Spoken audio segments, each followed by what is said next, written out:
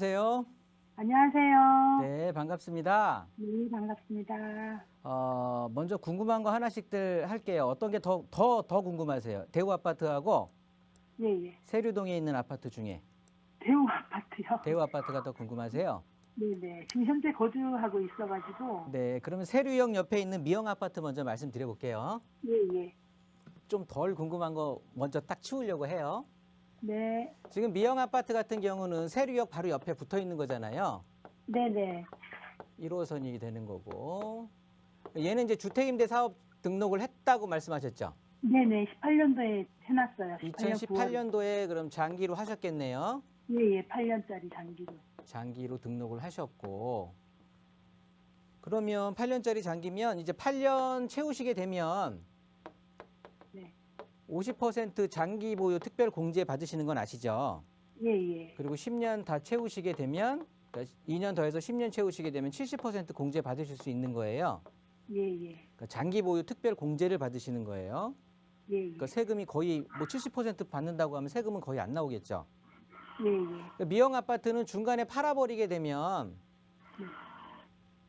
2주택으로 파는 거기 때문에 네. 조정 대상 지역에 같이 있는 아파트거든요. 그러니까 남는 게 없어요. 예, 예. 그래서 그냥 우리 미영 아파트 그 미영 아파트 같은 경우는 수원에 있는 건 그냥 등록 임대 기간 동안에 이렇게 네. 충분히 보유하시면서 그냥 대처를 하셔야 될 것 같아요. 네. 거기는 뭐 재건축 이런 거는 없나요? 아직 그런 거는 없습니다. 예, 예. 일단 가져가시는 거고, 그 다음에 여기 위쪽에 있는 안양역 위쪽으로 있는 예, 예. 요 대우 아파트잖아요. 네네. 대우 아파트 요거는 언제 매수하셨어요? 요거는 2014년 12월에요. 2014년요? 네. 네. 2014년에 매수하셨으면 갖고 계시는 동안에 계속 마음고생 하셨던 거고. 네네. 그때 세- 사서 계속 들어가 살고 있었어요. 그러면은 뭐 오르고 내리는 거에는 큰 의미는 없으셨겠네요. 예, 예. 거주 목적으로 사가지고. 그러셨어요? 네네. 그래도 말씀들은 거주 목적으로 사셨다고 하는데, 예. 남들 오르는 거 보면은 굉장히 속상하고 그렇잖아요. 예, 예, 예. 네, 그래서 뭐 제가 보면 한 100분을 말씀드리면 100분 다 저는 거주 목적이라서 괜찮았어요라고 말씀하시는데 나중에 보면은 후회하시는 분들도 많이 계셨거든요. 예, 예, 맞아요. 우리 시청자님 같은 경우는 지금 우리 대우 아파트는 이 안양동에 지난 1년 동안에 상승률이 한 20% 초반이었어요. 한 23% 정도 됐거든요. 네. 우리 아파트는 80%까지 올랐어요. 그러니까 금액 자체가 많이 올랐다는 소리예요. 그러니까 2년 동안에. 예, 예, 맞아요. 예, 2년 동안에. 그런데 예, 2년 동안에 이렇게 무섭게 올랐는데 금액이 그렇게 높지는 않아요. 예, 맞아요. 이해되시죠? 네네. 다른 데 있는 거 보면 요 아래쪽에 안양역 아래쪽에 있는 거 뭐 여기 주공 뜰한채라든가 삼성 레미안 아파트 같은 경우에는 요 1년 동안에 우리 아파트 반보다 훨씬 못 올랐거든요. 예, 예. 그런데 금액은 훨씬 높아. 예, 맞아요. 이게 무슨 소리냐면 우리 아파트가 상승률은 최근 2년 동안에 80%의 상승률을 가져갔다고 하면 거의 두 배 가까이 오른 건데 네. 그렇더라도 지금 현재 오른 후에 금액이 낮다라는 건 그 전에 워낙 쌌다는 거예요. 네네. 워낙 맞아요. 싸고 저렴해서 진짜 실거주 하시는 분들 이쪽 근처에 이제 들어가셨던 건데 바로 이렇게 어떻게 얘기해야 될까요? 반대로 얘기하면 굉장히 요즘에는 이제 시대를 잘 타고 나가지고 오른 거예요. 네네. 그렇기 때문에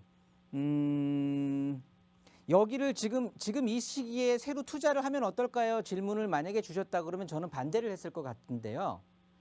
그냥 지금 갖고 있는데 더 살아도 괜찮을 것 같아요라고 하면 그럼 더 사세요라고 말씀드리는데 우리 시청자님 입장에서는 이런 상황이 안 맞는 것 같아요. 아, 무슨 소리냐면 지금 수원에 있는 아파트를 네네. 그 주택임대사업 등록을 해놨잖아요. 네네. 그러면 우리 대우 아파트는 비과세를 받을 수 있잖아요. 예, 예. 얘 주택임대 사업자를 얘를 2018년에 냈다고 하셨죠? 네네. 18년 9월에.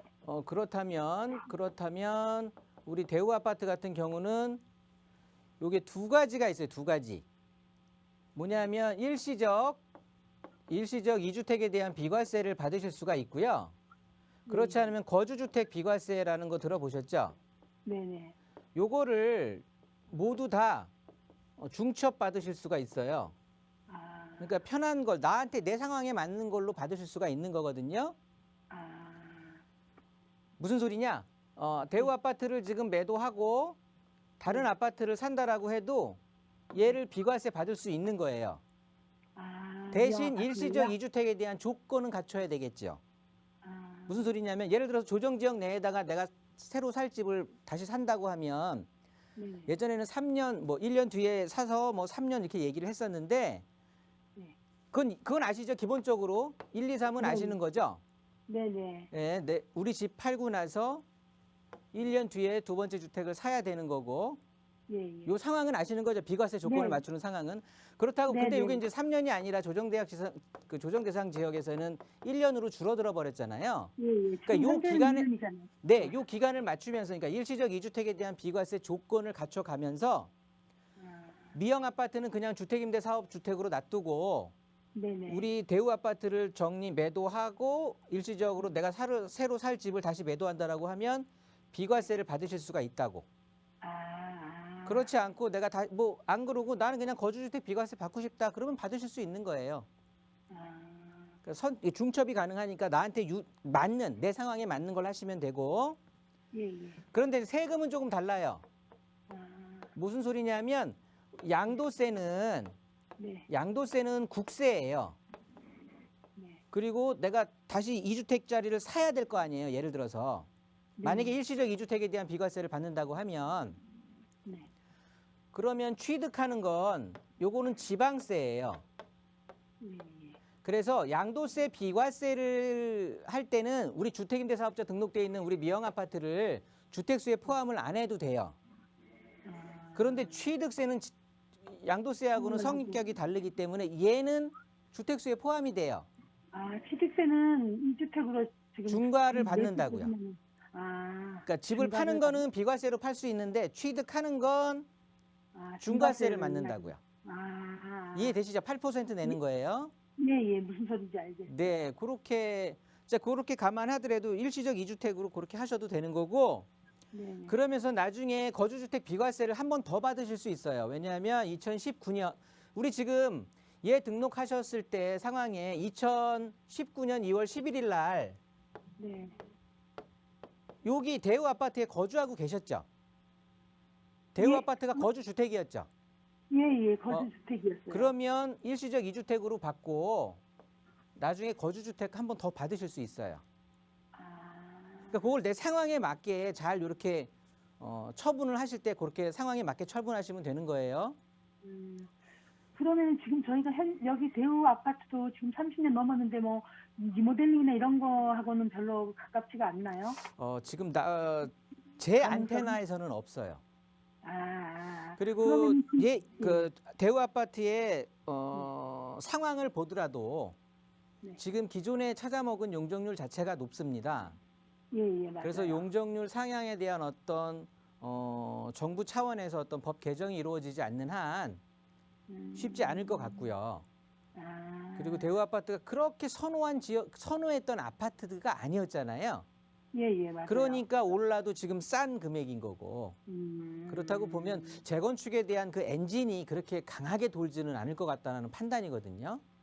그러면 대표님 거기 지금 제가 계속 거주하는 것보다는 갈아타는 게 더 유리할 것 같네요. 제가. 저는 갈아타는 게 좋으실 것 같아요.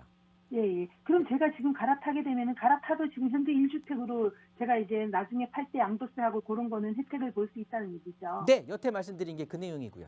예, 예. 지금 그거 제가 이해했어요. 네, 네. 네, 알겠습니다. 네. 근데 네. 대표님 저거 한 가지만 안양역 레미안 삼성 그쪽으로 갈아타기 해도 괜찮을까요? 제가 두 군데를 봤거든요. 그거랑 또 뭐 보셨어요, 그럼?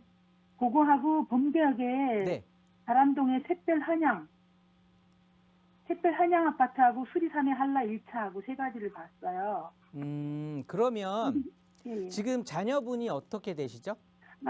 저기 우리 큰애가 29, 작은 애가 30, 29, 30, 큰애 작은 그러니까 애. 교육하고는 상관이 없네요. 예, 예. 교육하고 상관없어요. 그러세요. 네. 그러면 샛별 한양은 너무 좁지 않을까요? 아, 예, 그래서 거기가 평수가 좀 적더라고요. 네, 그러해서 말씀드리는 건데 레미안 선택하시는 게 어떨까요? 가족이 그래도 그러니까 저도 레미안이 괜찮을까 싶어서 지금 물어보는. 우리 수리산 저기는 어떠세요? 수리산보다는 여기 레미안이 나을 것 같습니다. 그러세요? 어떤 후재적인 면이라든가 이런 쪽으로 봤을 때 지역에서 그럼 차지하고 있는 그 어떤 또 세력, 그 어떤 순위라 그럴까요? 그런 걸로도 봤을 때. 레미안하고 그 옆에 더 아파트보다가 레미안이 더 나아요? 바로 옆에 있는 거. 많이 그게 보셨을 거 아니겠습니까? 네, 네, 레미안 알고 하시면 될 것 같아요. 그러니까 네, 제가 네. 어떤 아파트가 더 좋다 나쁘다 이거를 이 자리에서 지금 말씀드리는 네, 거는 좀 네, 그럴 네, 것 네. 같고요. 네네, 일단 지금 감사합니다. 거주하고 계시는 안양 대우 아파트를 정리하고 삼성 레미안으로 한번 갈아타 보는 건 어떠냐라고 질문을 주신다면 저는 찬성. 거기 한마디만 더 물어볼게요. 요게 저희가 전세 살고 저기 서울로 빌라를 조그만한 거 하나 저기 투자해 놓는 거는 어떻나요 혹시? 그러니까 취득세가 되잖아요. 그러니까 빌라 사신다고 하면 제가 봤을 때는 소액으로 투자하실 것 같은데 예예. 그러니까 소액 투자하시는데 이제 3주택이 되시는 거니까 이걸 매도하고 전세를 살고 하신다는 소리신 거죠? 예, 이거 안 사고 만약에 하게 되면. 저는 집을 안 사고 하는 거는 별로 추천드리지는 않는 사람 중에 하나예요. 그러니까 내가 살 집은 하나 있는 걸 추천드리는 사람이에요. 예, 맞아요. 전문가마다 성향은 다르겠지만 네네. 네, 이렇게 정리하겠습니다. 알겠습니다. 감사합니다.